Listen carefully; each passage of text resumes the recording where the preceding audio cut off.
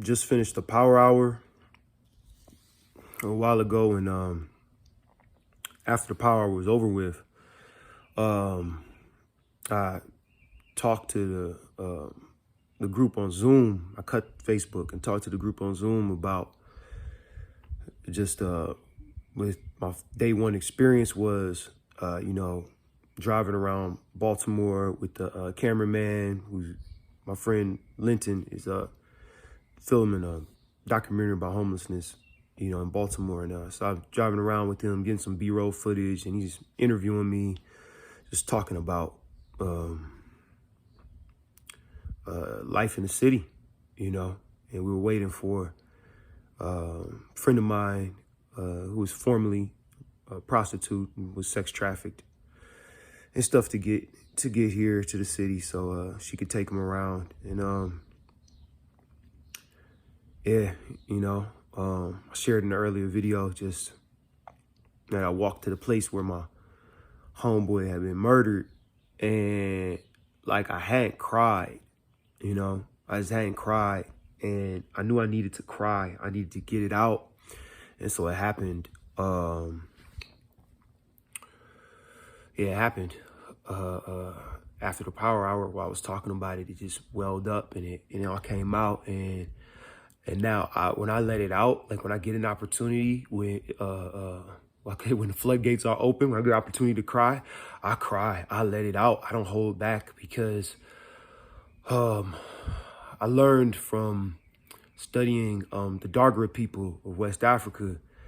They have a belief that if you don't grieve enough, that you get sick. And lately, I've actually been feeling some symptoms of getting sick.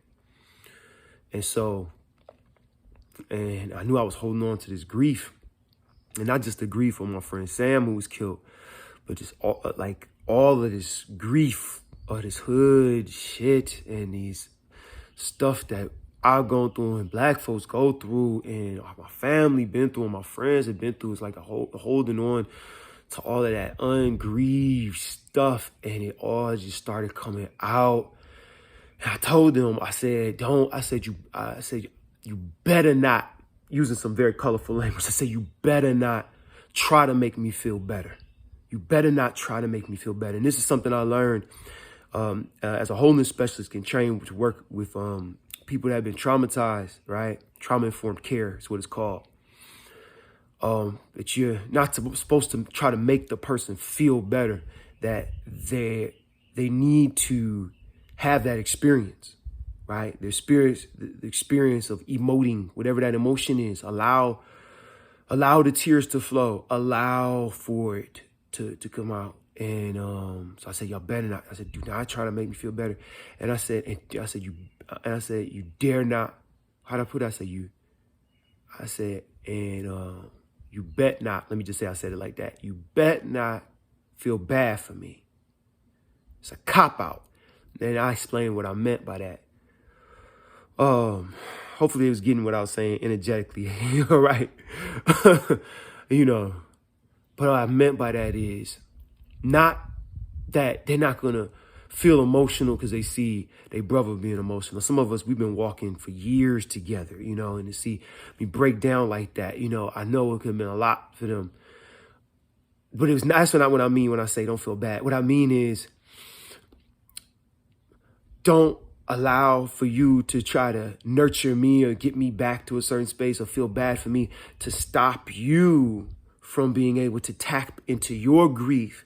Because when people around us are grieving, and when think about when you at a funeral, right? You at a funeral, or you at a candlelight visual, a balloon release, and somebody start breaking down crying, and your immediate response, right, is either to try to console them and make them feel better, or it's that you start crying, right? Usually sometimes the reason why we try to console the person is that we're the ones that are feeling bad because they've started crying, and it makes us want to cry. The Dargara people, right? They believe that, like, when that open door happens, it's time for everybody to grieve. Everybody grieve whatever, not just exactly what I'm grieving. Maybe you were grieving that your dog died. Maybe you're grieving that You know, something happened with your grandmama. Maybe you were grieving some sexual trauma that you had. Like, but when someone starts to cry, when someone starts to grieve, and you start to feel that emotion too, it's allowing you to open up and allow your grief to come out, and both of y'all to be able to let all that, get that shit out, purge it, allow it to come out. Whew, let that heaviness lift. So what I meant is, don't you dare cop out of your own healing. Don't dare cop out of your own healing and try to get into this rescuer shit. Don't rescue me from, Don't rescue me from this process, this painful, uncomfortable, difficult healing process. I want mine. I want it. Don't try to, No. It's supposed to feel bad. It's supposed to feel bad. It's supposed to hurt. It's supposed to, you know, supposed to. Now we don't have to live there. I ain't gonna live in crying. I ain't gonna live in depression. I ain't gonna live in that, right? But I'm allow it. So I can go ahead and move forward. You understand? So it's just day 2, y'all. It's just day 2 in the morning. Raw challenge. It's Brother Josh coming to you raw. All right? Love and light, peace and power. 1.